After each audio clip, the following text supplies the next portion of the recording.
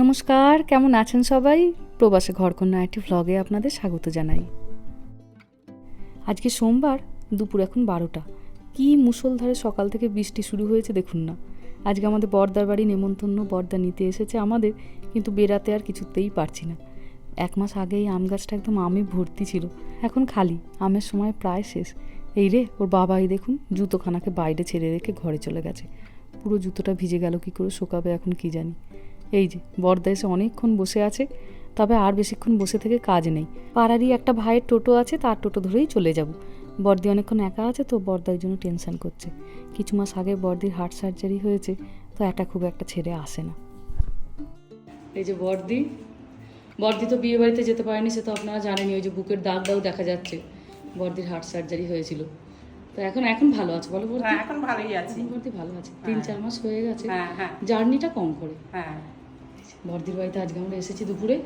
বর্দি তো এবার অসুস্থ, তো ওই জন্য বর্দি এবার রান্না বান্না করেনি, বাইরে থেকে খাবার দাবার নিয়ে এসেছে। এখানে খুব ভালো একটি রেস্টুরেন্ট আছে, পাঁচু গোপাল নাম। তার কাছে থেকেই বিরিয়ানি, বাচ্চাদের জন্য নুডলস, এই যে স্যালাড, তারপর চিলি ফিশ, বিভিন্ন রকমের জিনিসপত্র এনেছে। কিন্তু এবারের এই সমস্ত জিনিসপত্রে আমাদের ভারী আপত্তি ছিল যে এইবারটা অন্তত থাক। গত 17-18 বছর ধরে যখনই আমরা হালি শহরে আসি, একদিন বর্দির বাড়িতে আমাদের নেমন্তন্ন থাকবেই। আর বর্দি অসম্ভব ভালো রান্না করে জানেন। হালি শহরে এলে এটা আমাদের সর্বদা একটি উপরি পাওনা। 1000 রকম পদ রান্না করে বর্দি পুরো একদম সেই বিয়ে বাড়িতে যেরকম থালা সাজিয়ে খেতে দেয় ওইভাবে খেতে দিত। আর এবারেও সেই একই নাছোড়বান্দা, কিছুতেই আমরা আসবো না আর সেও ছাড়বে না। দিয়ে তখন বলছে ঠিক আছে, আমি রান্না না করি, আমি হোটেল থেকে এনে হলেও তোদেরকে খাওয়াবো। বাচ্চাগুলো একদিন তো জেঠুর বাড়ি আসবে। এটি গার্লিক চিকেন। কাঁচরাপাড়াতে নাকি ভীষণ ভালো একটি রেস্টুরেন্ট আছে, পাঁচু গোপাল।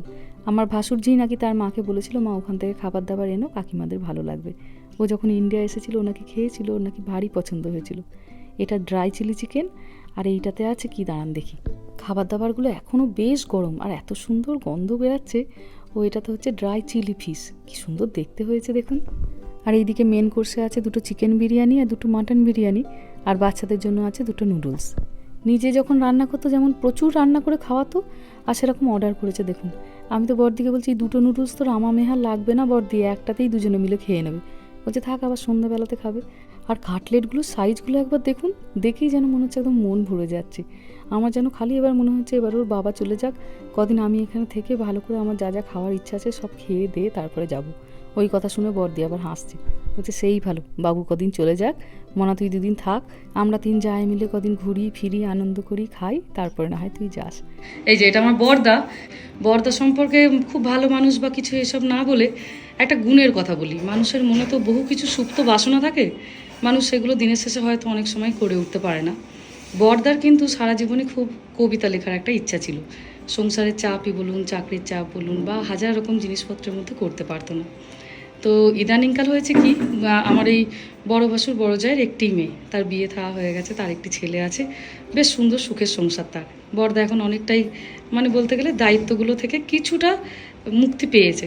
বর্দা সামনের বছর রিটায়ার করবে, তো গত এই 2-3 বছর বর্দা এবার ওই মনের ইচ্ছাটি পূরণ করতে শুরু করেছে। ছোট ছোট করে বর্দা কবিতা লেখে, ভালো লাগে। প্রথম থেকে একটু ছড়া লিখতো, কিন্তু আস্তে আস্তে লিখতে লিখতেই তো মানুষের অভ্যাসগুলোর পরিবর্তন হয়। এখন বেশ সুন্দর লেখে জানেন। অফিস থেকে বর্দা বাড়িতে ফিরে একটু পরিষ্কার পরিচ্ছন্ন হয়ে হালকা খাবার দাবার খেয়ে প্রত্যেকদিন সন্ধ্যাবেলায় খাতা কলম নিয়ে বসে বর্দা কবিতা লিখতে। দিনের শেষে এটিই একটি বড় পাওয়া যে একটি মানুষ তার ভালোবাসার জিনিসগুলি নিয়ে এখন সাধনা করতে পারে। আমার বর্দির নামও আবার কবিতা, জানেন। বর্দার জন্য রইল অনেক অনেক শুভেচ্ছা। খুব ভালো ভালো তুমি কবিতা লেখো, আরও অনেক অনেক কবিতা লেখো। ছোটোবেলার বহু স্মৃতিকে ঘিরে বর্দা কবিতা লেখে, কখনো বৃষ্টির আওয়াজ শুনে বর্দা কবিতা লেখে, কখনো অফিস থেকে রোদ দুপুরে যখন ফিরে আসে তখন সেটা নিয়ে কবিতা লেখে, ভারী সুন্দর লাগে। চলুন এবার বর্দি খেতে দিচ্ছে, বসি এবার। প্রথমেই সকলে শুরু করেছি কাটলেট দিয়ে। বর্দির জন্য অন্য রান্না হয়েছিল, কিন্তু আজকে বর্দার কাছে থেকে পারমিশন পেয়েছে এগুলো খাবার। গত 3 মাস বর্দির নাকে নাকে এইসবের গন্ধ পর্যন্ত আসতে দেয়নি বর্দা। গত মাসে ডাক্তার দেখিয়েছিল, তো উনি বলেছেন হ্যাঁ এখন একটু একটু তেল ঝাল মশলা খেতে পাবে। ভালো করছো তো বর্দা, ভালো রান্না, ভালো লাগছে ফিশ কাটলেটটা মেহা, ভালো লাগছে, সুন্দর করেছে। এত সুন্দর এই ফিশ কাটলেটগুলো করেছে, আর এত মোটা মোটা, আমার তো মনে হয় 2টো ফিশ কাটলেট খেলে বোধহয় দুপুরের লাঞ্চ হয়ে যাবে। অসম্ভব ভালো লাগছে। আর বাচ্চারাও তো ফিশ কাটলেট খেতে খুব ভালোবাসে, আমি তো ওদেশে বানাইও, আপনারা দেখেওছেন। তবে ওখানে তো তেলাপিয়ার ফিলে কিনতে পাওয়া যায়, তেলাপিয়া দিয়েই বানাই। তবে এটা মনে হচ্ছে ভেটকি মাছ দিয়ে করেছে। আগে পাঁচে গোপাল মিষ্টির দোকান ছিল, ও যে তারপর রেস্টুরেন্ট করে দিয়েছে, এখন রেস্টুরেন্ট করেছে কাঁচাপাড়া গান্ধী মোড়ে। গান্ধী মোড়ে। খুব সুন্দর স্বাদ। খুব ভালো ভালো বর্দি জিনিসগুলো বেছে বেছে বেশ অর্ডারও করেছে। এবার দেশে এসে একদম ভালো করে বিরিয়ানি খাওয়া হয়নি। বিরিয়ানিটা দেখেই মনটা খুশিতে একদম অস্থির হয়ে গেছিলো। আমরা ওখানে বিরিয়ানি পাই, কিন্তু কলকাতার বিরিয়ানি খুব একটা পাই না। দক্ষিণ ভারতীয় বিরিয়ানিগুলো পাই। এই কলকাতার বিরিয়ানির স্বাদ নিতে গেলে কলকাতাতেই আসতে হবে। বাইরে মুষলধারে বৃষ্টি হয়েই যাচ্ছে। বর্দির ভারী ইচ্ছে, এখানে গঙ্গার ধারে খুব সুন্দর একটি মন্দির আছে, সেখানে নাকি সন্ধ্যেবেলায় ভীষণ সুন্দর গঙ্গা আরতি হয়। গঙ্গা আরতি এর আগে আমি কখনো দেখিনি, তো ওইটিতে আমাদের দু জায়ের ভারী যাবার ইচ্ছা। কিন্তু একটু বৃষ্টিটাও তো কমতে হবে, বলুন না। দুজনে এখন খেয়ে দিয়ে খানিকক্ষণ বসে বসে গল্প করি, 2 বছরের অনেক গল্প জমে, তারপরে সন্ধ্যেবেলায় বেরাবো।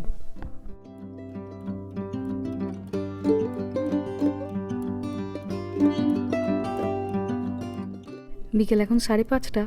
বর্দি, আমি, রামা আর এশা আমরা 4 জন মিলে বেরিয়েছি সেই মন্দিরটির উদ্দেশ্যে। রাস্তাঘাট বেশ ভিজে, এখনও জল জমে আছে, তবে বিকেল 4টের পরে বৃষ্টিটা থেমে গেছিল। এসেছি একটা মন্দিরে, কি অপূর্ব সুন্দর মন্দিরটা দেখতে, দেখুন। এই মন্দিরটাতে আমরা এই প্রথমবার এলাম, তবে একটু সন্ধ্যের গায়ে গায়ে এই জন্যই এসেছি যাতে ওই গঙ্গা আরতিটি দেখতে পাই। হালিশহর জায়গাটা খুব একটা বড় নয় জানেন, জায়গাটি ছোট হলেও একদম ছবির মতো সুন্দর। শিয়ালদা থেকে যখন আপনি আসবেন, একদিকে নৈহাটি আর অন্যদিকে কাঁচরাপাড়া, মাঝের যে স্টেশনটি পড়ে সেটি হালিশহর। হালিশহরটা অসম্ভব সুন্দর একটা দেখতে জায়গা। চলুন, জুতোগুলো একদম ওই দূরের দিকে খুলে এসেছি, এবার ভেতরে যাই। মন্দিরটিতে ঢোকার পরে এখানে একটা বিশাল বড় হল ঘর, তবে এখানে খুব একটা কথা বলা চলবে না, এটা খানিকটা ধ্যান কক্ষ মতো।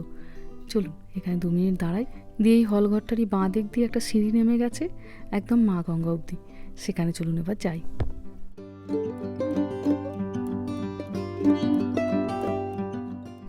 এই যে এই হলটির বাঁ দিকের এই সিঁড়িটি, বাবা দরজাটাতে কি সুন্দর কারুকার্য করা দেখুন।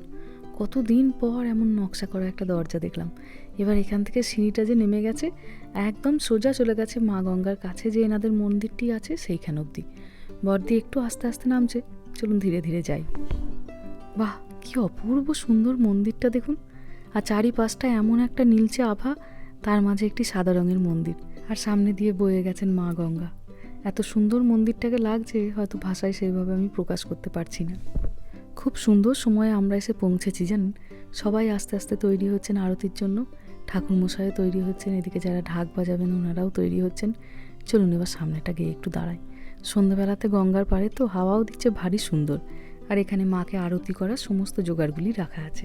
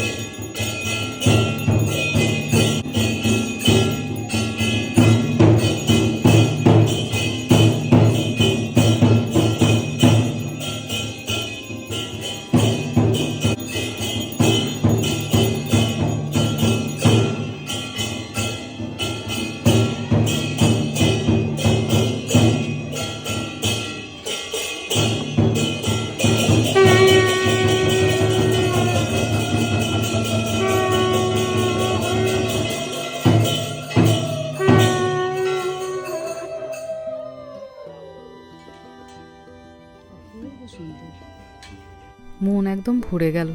অসম্ভব সুন্দর একটি জিনিসের আজ আমি সাক্ষী হলাম। এটি আমার দেখা জীবনের প্রথম গঙ্গা আরতি। খুব সযত্নে একেও আমি আমার স্মৃতির খাতাতে তুলে রাখলাম। চলুন এবার স্নান জল নিই, দিয়ে তারপরে বাড়ি ফিরি। ফিরে এসেছি আমরা বাড়িতে। মেজ দিয়েও চলে এসেছে সন্ধ্যাবেলা বর্দির বাড়িতে। সঙ্গে করে একটু মোমো, ভেজিটেবিল চপ, স্যুপ সব কিছু নিয়ে এসেছে। বাচ্চারা অলরেডি খেতে শুরু করে দিয়েওছে। চলুন এবার আমরা 3 জায়গায় নিয়ে বসি। ভিডিওটাও তাহলে আজকে এখানেই শেষ করছি। সবাই ভালো থাকবেন, সুস্থ থাকবেন, সাবধানে থাকবেন। আর ভ্লগটা কেমন লাগলো সেটা আমাকে অবশ্যই কমেন্টে জানাবেন। ভালো লাগলে একটা লাইক করে দেবেন। সবাই ভালো থাকবেন, সুস্থ থাকবেন, সাবধানে থাকবেন। দেখা হবে খুব শিগগিরই পরের একটা ভ্লগে।